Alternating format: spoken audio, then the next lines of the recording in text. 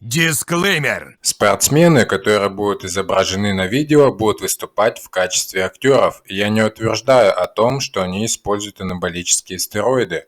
Автор данного ролика не пропагандирует и не призывает зрителей использовать стероиды.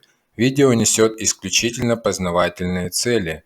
Данные вещества запрещены на территории Российской Федерации, и их использование уголовно наказуемо. Сегодня мы с вами поговорим на такую тему, как использование анаболических стероидов в армрестлинге. Помогают ли они в борьбе и при лечении травм, таких как надрывы связок, сухожилий и суставов.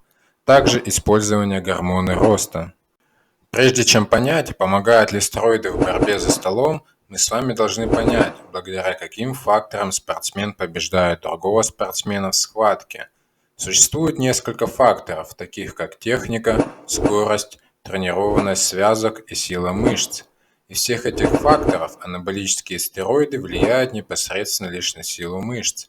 Физическая сила играет немалую роль в армрестлинге, и мы с вами можем наблюдать, как топовые спортсмены в мире армрестлинга демонстрируют свои физические показатели, и которые практически невозможно достичь без использования анаболических стероидов.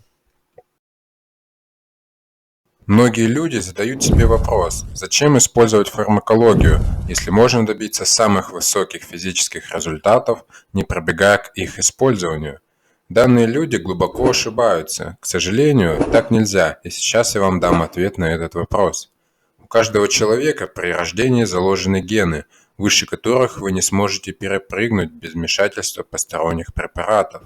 Генетический предел – это ваш предел мышечного роста. Многие люди тренируются годами и не могут прогрессировать, хотя выполняют все возможное для этого. Грамотно тренируются, спят, кушают, и все равно ничего не получается. А вот благодаря вмешательству анаболических стероидов вы перепрыгиваете свой генетический предел, который был заложен в вас с рождения. Исходя из этого, можно сделать вывод, чтобы превосходить всех в физической силе, нужно применять и упорно тренироваться.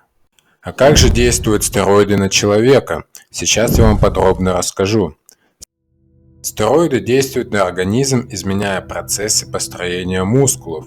Ключ к построению мускулатуры в синтезе белка и восстановлении клеток. Мускулы состоят из длинных волокнистых цепей, содержащих белки. Пучки из 1000 волокон составляют сам мускул.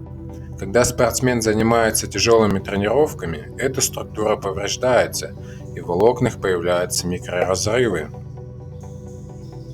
Организм сам восстанавливается, соединяя порванные волокна. В результате мускулы становятся крупнее и сильнее, чем раньше. С каждой дополнительной тренировкой спортсмен набирает массу, силу и скорость. Со стероидами восстановление происходит быстрее. Намного быстрее.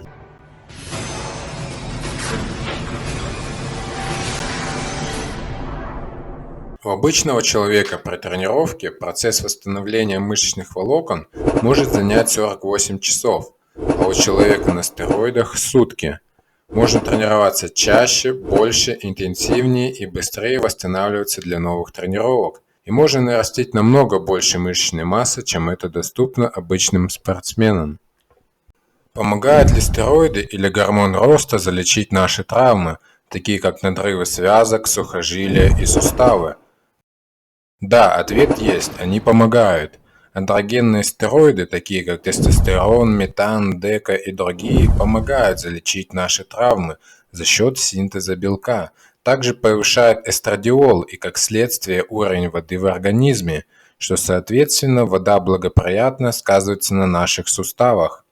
Андрогенные стероиды активно работают с рецепторами в мышцах, а гормон роста работает с рецепторами сухожилий и связок.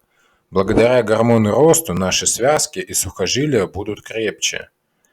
Вывод данного ролика: использование стероидов помогает в армрестлинге и в лечении травм. Если использовать сразу и стероиды, и гормон роста, то гораздо быстрее будет происходить лечение вашей травмы. А что вы думаете по этому поводу? Пишите комментарии под видео. Также не забываем подписаться на канал, чтобы не пропустить новые выпуски в мире армрестлинга.